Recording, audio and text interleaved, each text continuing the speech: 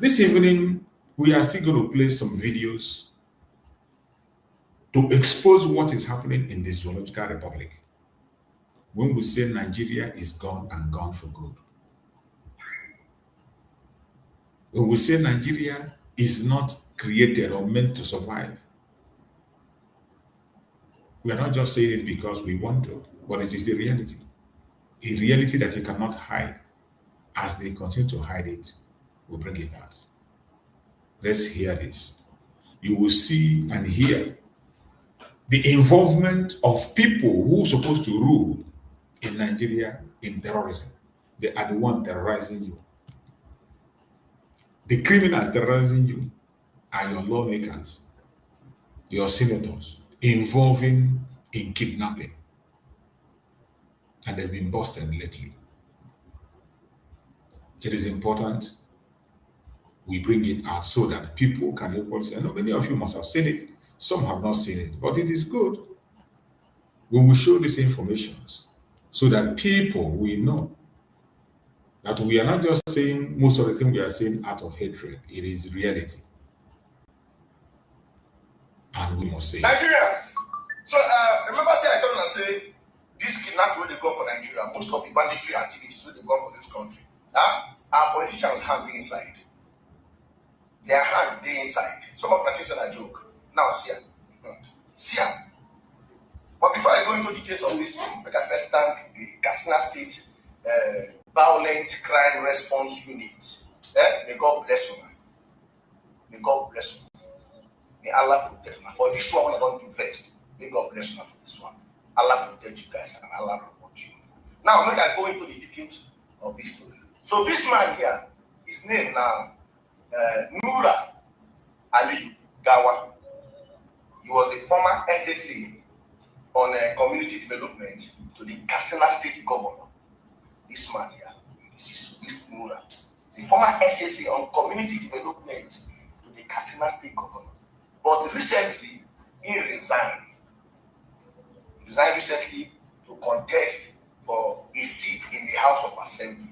So, on the 13th of May, 2026, in the evening, around 6 to 6:30 p.m. in the evening, terrorists, aka bandits, they are 8 in number, I think 7 or 8. They kidnapped one 8-year-old boy. The boy doesn't come back from this Islamic school. They kidnapped him. This thing happened for Saduna Housing Estate for Katsina State. This place is under Batsari or Batsiri local government area of Katsina State or Basari. Anyone you call them. Guys, if I don't call them well, I'm sorry for this. So after they kidnapped this, they come demand 50 million naira at first. The family can't bid, big price. They come down to 17 million. The family can't pay.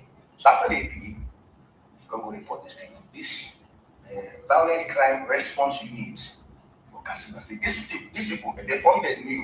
So they want to walk. They really want to walk. So they come begin to be follow up. They track everything, track. So they come take over.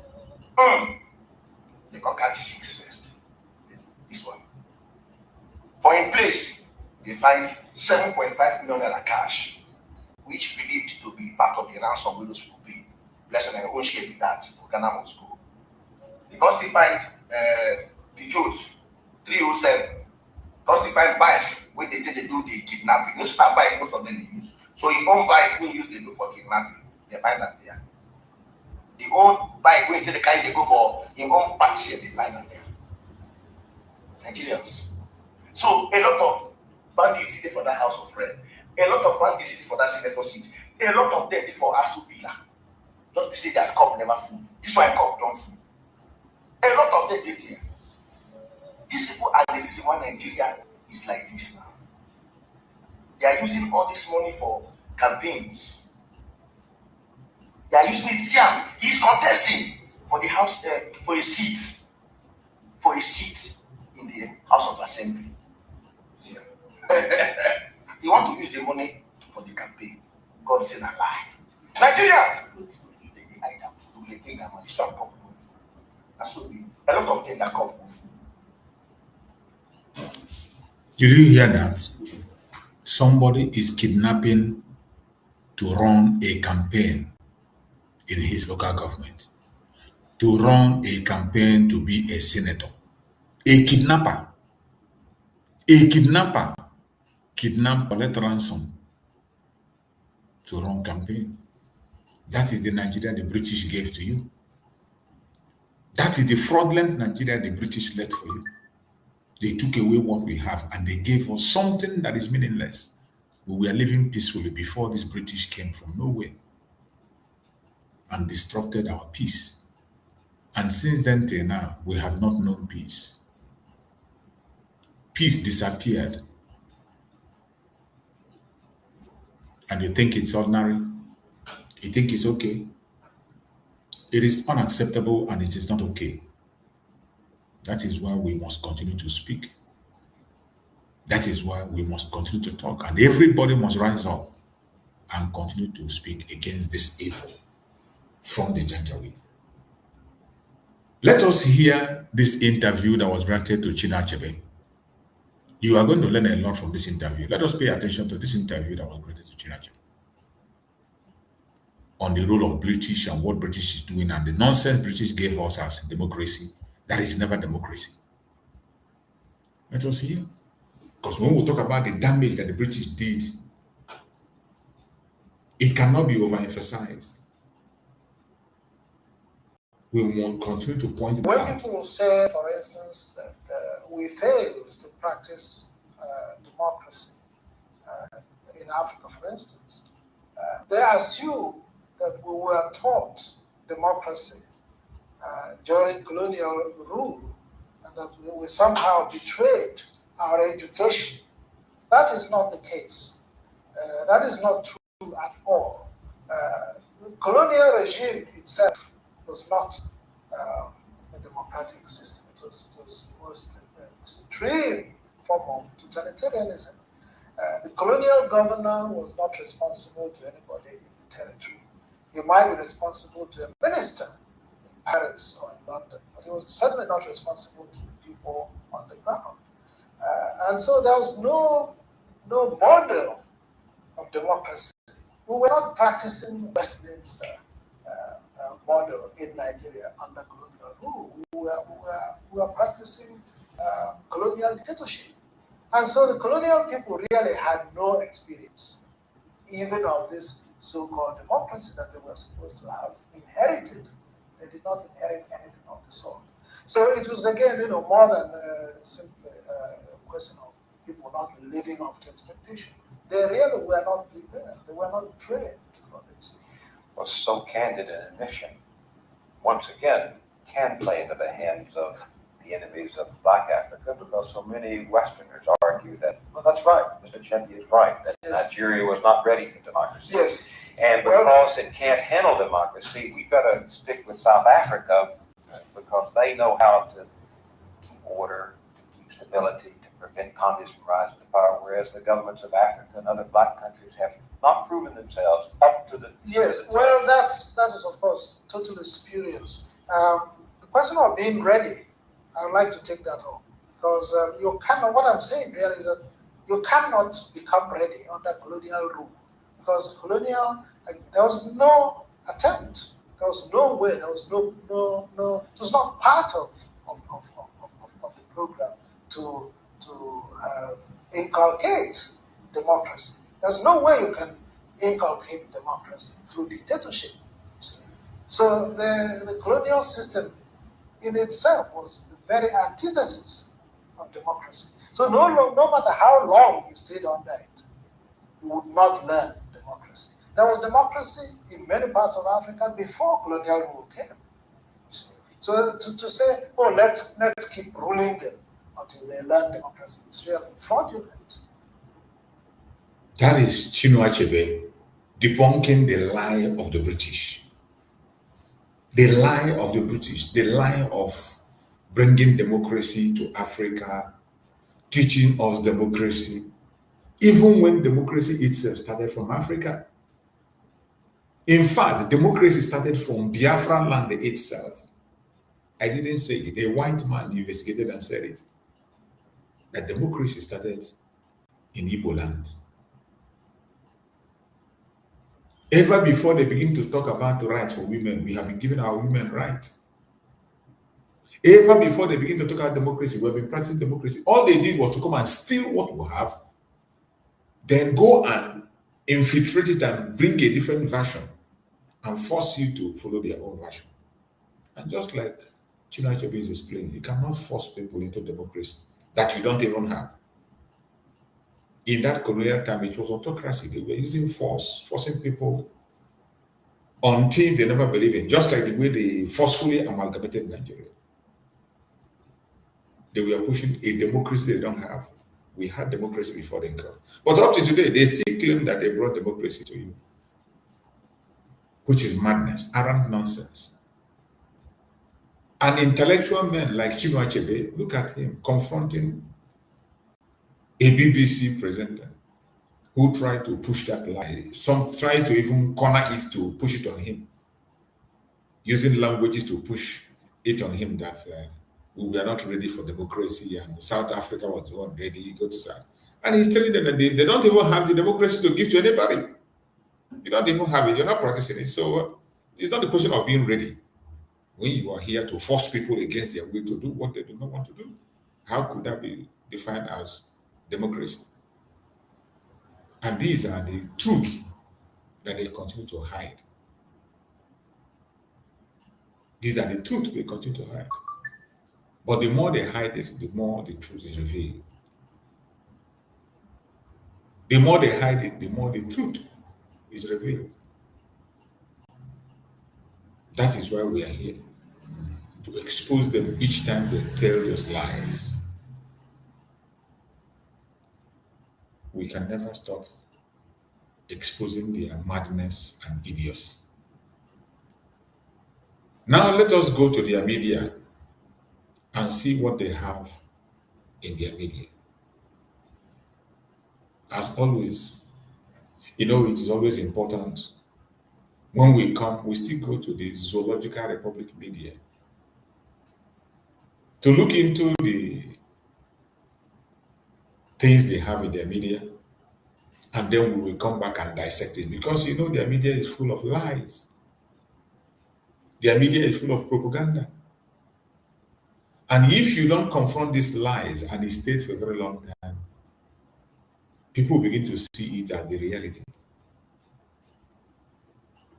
The media is where they used to train propagandists, saboteurs. If you want to be a saboteur against Biafra, they will give you a platform to speak. And we'll see many of them from time to time coming out to push their lies. And we will never allow them to succeed. That is why we are here. One of the duties we have here is to continue to debunk every single lies they tell in their conventional media and expose them. Whenever they bring those lies, we trash it into the dustbin where it belongs and expose the evil. We will never allow it to fly. It is our duty. And we will continue to do that for as much we can. Anytime, any day. We will never allow them to succeed. So wherever you are, I urge you in the name of Chukwu Okike to stay focused and stay strong. Do not be deceived. Do not be confused. Whatever they do, whatever they say, continue to pursue your self-determination, because that is where our faith and hope lies. That is where our faith and hope lies. There is no other way. Don't even think there's another way. There is no other way.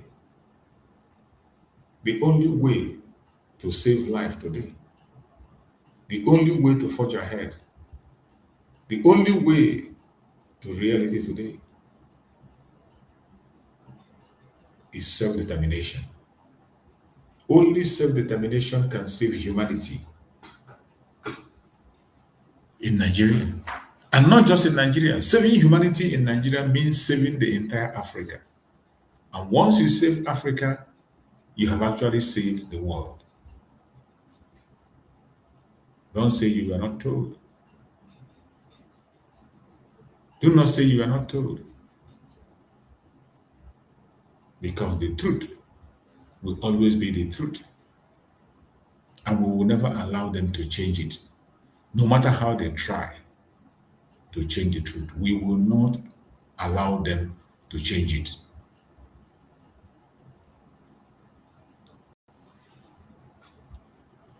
We will never allow them to change it.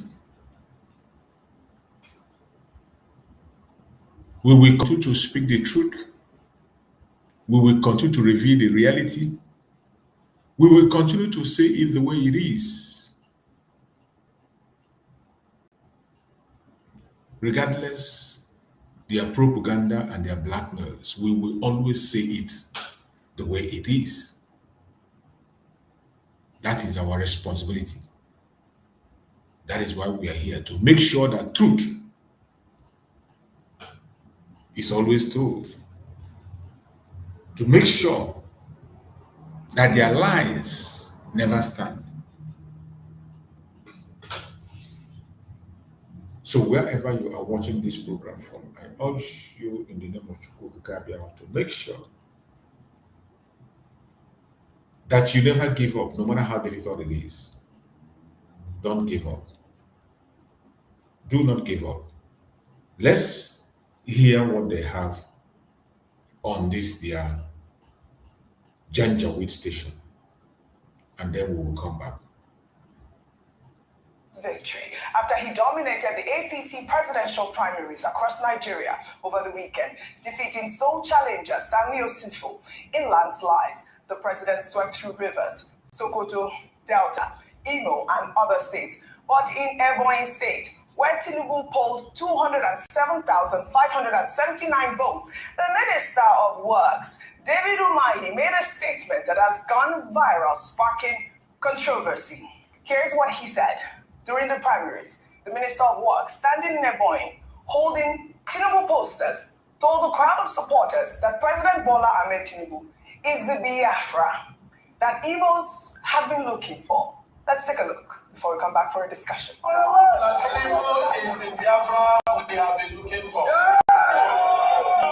A man who has intimidated the entire Southeast. A man who has given us juicy appointments. A man who has given us very Imagine madness. infrastructure. Bola on your money,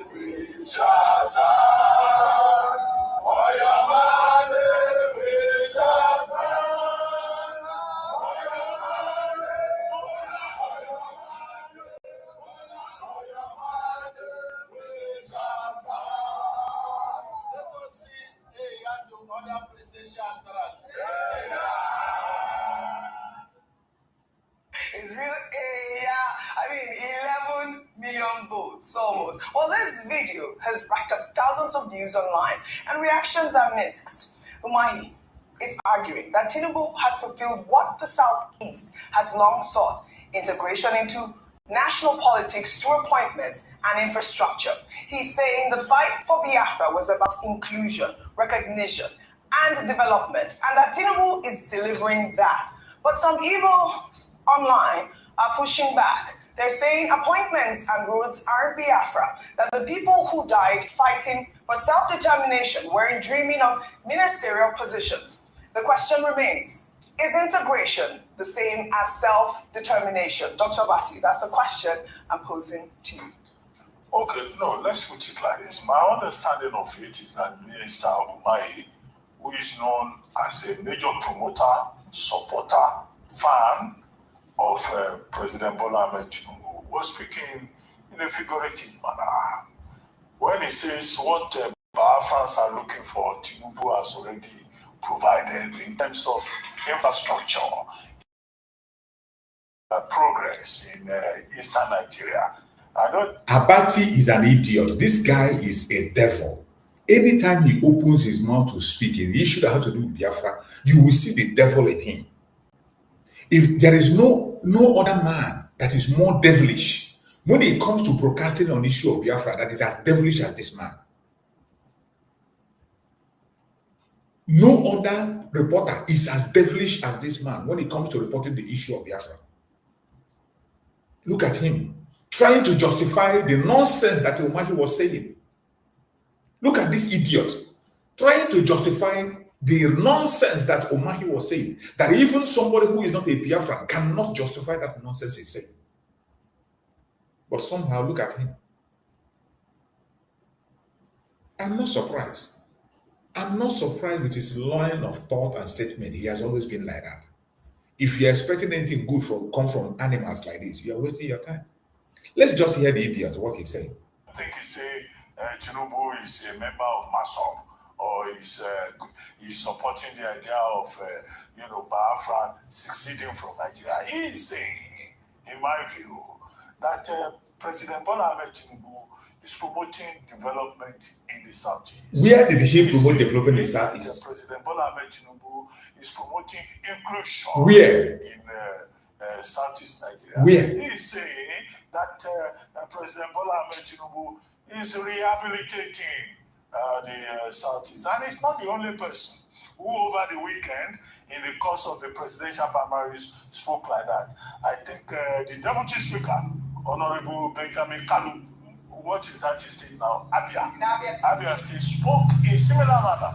In fact, in his own case, he had people queued behind him, and then he had one person standing the other side, apparently representing that courageous guy. What's his name? Stanley. What do you call him courageous? How? Let's use the word bold. And he said, well, that other man standing there, I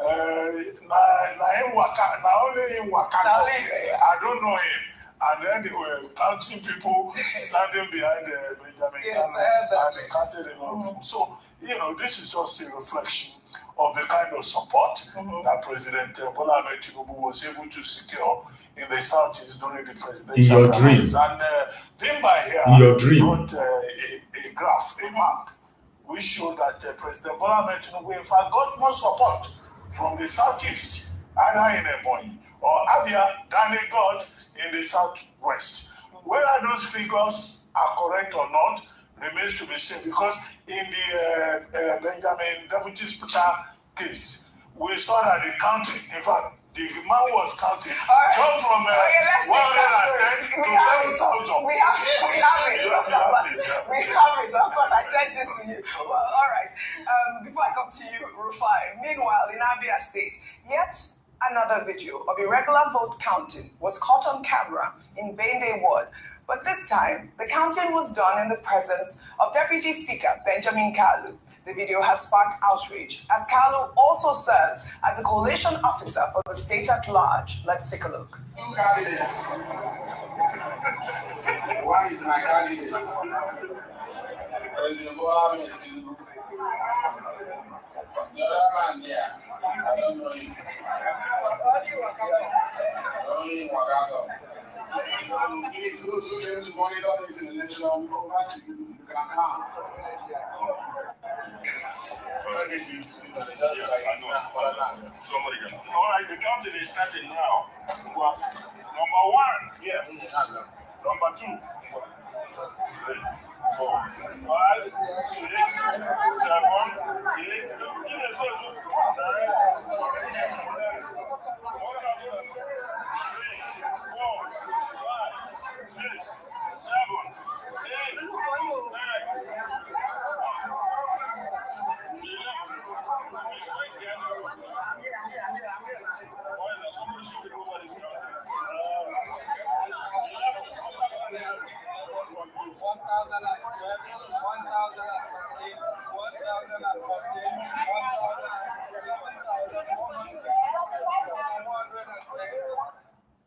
Oh, he said 7,000. It was right in that clip. From 1,000 to 7,000. I mean, 7,000, 7,115. I mean, what is going on, Rufai? I mean, as we speak, the Deputy Speaker has not publicly commented on this clip, but he's the coalition officer for Abia State. He's responsible for the integrity of the entire primary. And he's standing right there while numbers are being skipped Now, skipping numbers is illegal. It's fraud, like what the INEC chairman has said. We've seen videos like this from several states. The danger is normalization. When irregularities become routine and officials say nothing, elections lose credibility. Benjamin Kanu knows what credible elections look like. So, Rufai, why is he presiding over? Do you think what they are doing called elections? So what is it? It is not elections. You see, like I said the other day, I thought it was a skit. You know, it's a skit. The funny part for me is now, and I think I want to abuse that narrative here. Please, this is never going to be a pretext for what's going to happen in the next election. Because if they are now saying that if President Tinubu can get 11 million within his own party, that means he can't get anything less than that. That's a bad narrative. That's a pretext for rigging. Anybody that repeats that narrative is part of rigging in this country. That person should be dealt with. These are no elections. We're just checking the number with by and eye. Are you telling me 91% of registered member in that political? That's why I asked for something like that question. If 11 million people voted for president, you're saying 91% turnout. The election has 91% turnout. In a democracy where we have less than 10% turnout. So anybody that is repeating that narrative that it shows that President Tinubu is not going to get anything less than 1 million votes is part of those rigging in this country. And people like that should be condemned and be abused. Because this is a pretext for rigging in the next election. And INEC, INEC chairman, you have not still independently put yourself forward for independent auditors to forensically look at your own Twitter handle. In that case, we are still looking at that matter. These are the things we'll see after the election. Secondly, Oji, please, with due respect, Mr. Mayi can support Tinubu any way he wants support.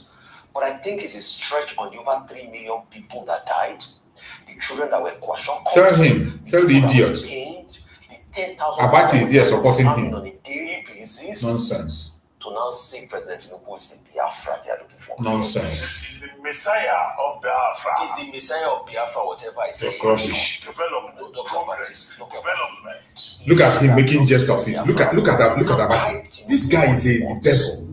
But Biafra is a sore point for Igbo people. I have friends that were child soldiers during the war. Please, let's not go there. It's a sorry part. A lot of them are still angry with General Gowon and what he wrote in the book. And the book he recently released. Most of those people have not read the book. No, they have read Imagine. the book. They have read Imagine the book. Abati. And a lot of done. And these are witnesses. Imagine Abati. Do I need to read the book even before I react? When I know already what Gowon has been saying all this while and what he has said in interviews. Do I need to read the book? Do I need to read the book to know what is in it? This man Abati is a devil. I don't know what we have done to him. I don't know. I don't know what the Biafra have done to this Abati. And this Biafra you are fighting, you will see it in your lifetime. Only when you have seen it, you will give up. These are part of the people that will die after the pronunciation of Biafra. Abati is one of the people that will commit suicide when Biafra has come. To history. It didn't happen behind them. I'm saying child soldiers. People that went through the pain. And I think it is very sad. No, I'm not talking about Sonny Roji. So you don't even know what so you don't even know what I was talking about. So that was somebody else. He's just trying everywhere to ridicule what Rufai is saying. He's just trying by all means to ridicule whatever Rufai wants to say. This man is evil. This man is evil. So I think it is very despicable and sad for us just to mitigate the plight of Biafra and what happened there. And you see, Honji, we have never taken our time to review what happened in Biafra. Atonement for Biafra is just more than no victor, no vanquish. It is deeper than that. Atonement is not in political rhetoric and political positions here and there. No. Just after the war, we had what's it called, the top political parties ceding their vice presidential position to somebody from the southeast. We all know how what's it called, Alex Ekweme, prominent architect, became the vice president of Nigeria. But that's not atonement. Atonement is a full sense of belonging. And that's why a lot of people are agitating and say, an Igbo presidency might just be a step in the way.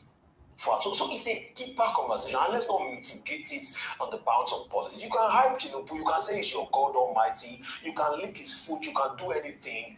But when you start to mention Biafra in that way, it loses me, please. All right. Well, the reactions are mixed. Like Dr. Bati said, there's so many meanings to it. It could mean inclusion, it could mean, contemporary context. Right. Why didn't he see any other thing to use? Why using Biafra? Why must he use Biafra? Biafra is not something to play with. It's not something to joke with. Every single Igbo person is connected to it. It is a very emotional topic that you don't play with it. But look at how they are justifying the nonsense that Umar said. Trying to neutralize everything that Rufai has said. This is the kind of media you have in Nigeria. Evil media. Evil empire. Where the devil is in charge. That makes at this moment. Well, now let's take another story. A police officer who was shot 5 times while fighting terrorists is begging Nigerians and the Inspector General of Police for help. Superintendent Musa Mohammed Adamu says he's dying in silence after being abandoned by the Nigeria Police Force despite his worsening medical condition. The officer was shot during Operation Pofada, a joint military and security operation against terrorists in Kaduna State in October 2021. Since then, he has undergone about 8 surgeries at different hospitals, all unsuccessful. He's now battling life-threatening complications. Well, in a video posted on social media, Adamu stated that he has written several letters seeking assistance from the federal government, the Nasarawa state government, and even his local government, and no response. Let's take a look. I'm here just to plead to my fellow Nigerians. Kanu. See, I'm dying in silence. When I returned from India through that month from Zamfara, I need to go back for the remaining surgeries. No way, no any hope. I wrote to federal government, 0. I wrote to my own state, national state, my own governor, through my own local government person, pharmacy. I wrote for assistance for my state to assist me, carry me to India for the remaining surgery, for urinary tract surgery, for my erection surgery, for my bone joint surgery. I still have 3 to 4 surgeries in my body, and I've been moving up and doing pretending. I'm trying to pretend that I'm also a human being. These people zero my application.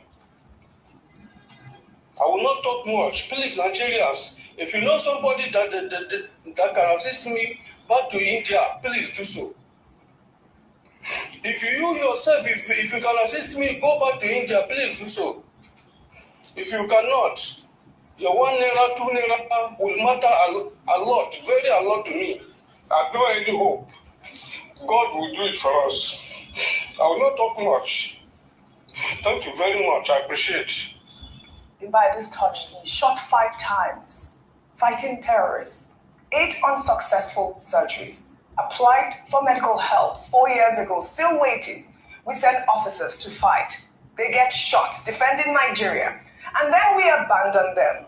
We demand that the police be professional and risk their lives. But when they do and get injured, we leave them begging on social media. Superintendent Adamu is dying in silence, and nobody is listening.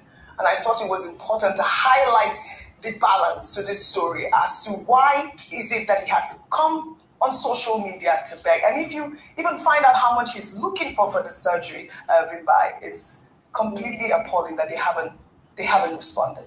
I think it's also sad that this is not the first time that he's making such a video. In 2022, he also came out to make an appeal because he said there have been several processes with regards to his welfare and attending to his personal accident insurance.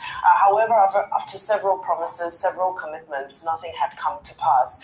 At some point, he also said that the IGP at that time had promised that he would get 15 million naira, which would include 7 million naira for scheduled surgeries and outstanding medical bills, but still nothing. And Uche, it's so unfortunate because this is in a context, in a broader context of the fact that we see the police coming out regularly, retired police officers coming out regularly to protest for their pensions.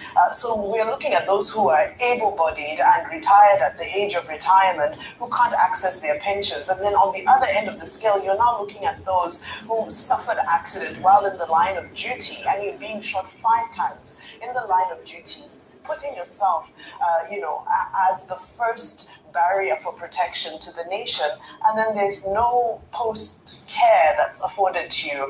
I certainly hope this message reaches the right people because there must be many like him around, and that's why it's often, we cry for institutionalization of this assistance so that it's not about, the one person who comes and cries out and gets public attention is the one who gets assistance. Institutionally, there's a lot of reform that needs to be done. When talking about the pensions themselves, outside from the accident, the personal accident insurance, we've spoken about how there's an unevenness in, the currency has depreciated. What was their contributions versus what's supposed to be paid out now? So there's a lot of reform that needs to happen. And I hope that as we're getting to a point of state police, as we're taking a closer look at some of the reforms that need to happen within the police and security agencies, that the issues around accident insurance are also taken very seriously. Accident insurance, and this is what we're calling for right now. I've highlighted this story also for the Nasarawa state government to take action, for the Inspector General of Police to look into. Dr. Mati, I know you want to say something, but meanwhile, in Nnamdi state, the police officer who went viral for threatening to kill anyone who filmed him on duty has been arrested.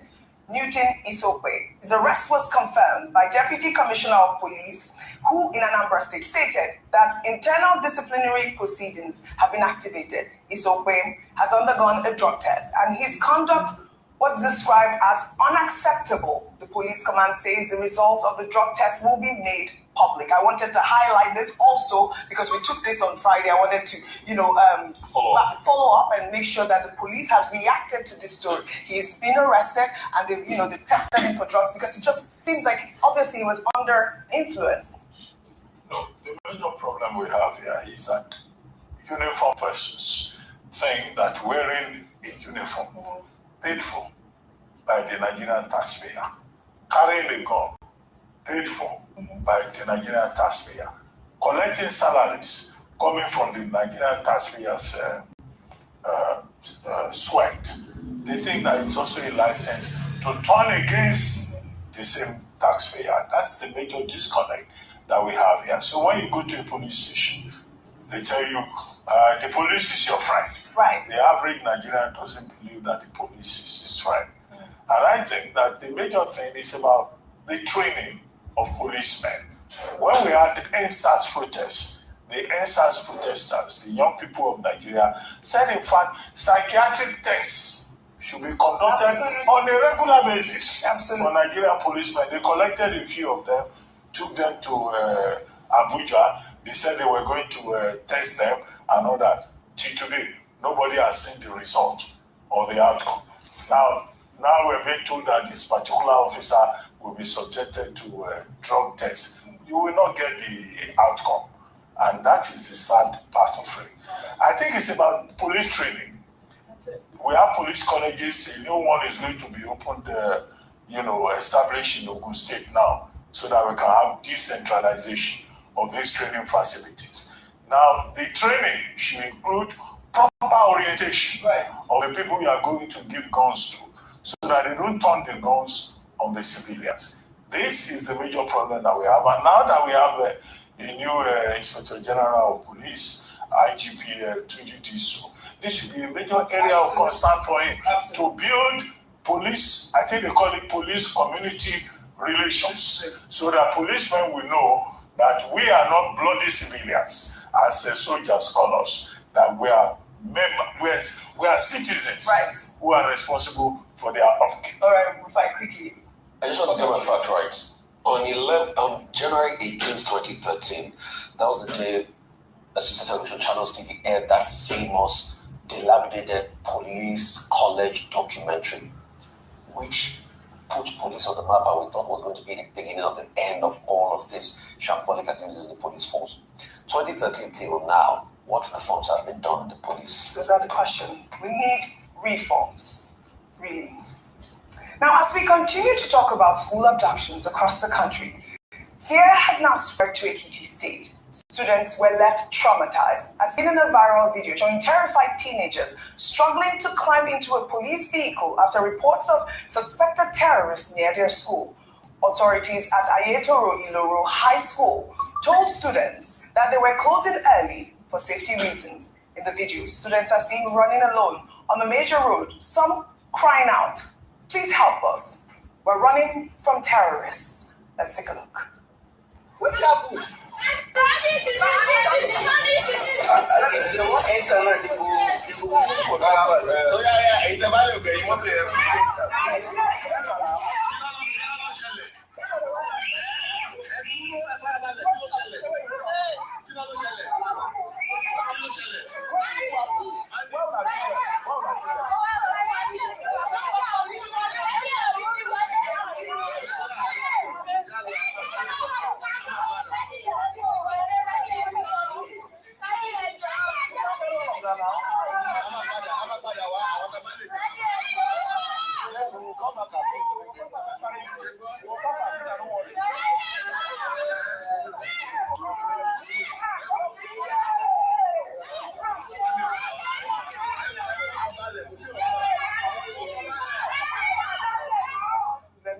But you're asking the right question. This is what your abductions have done.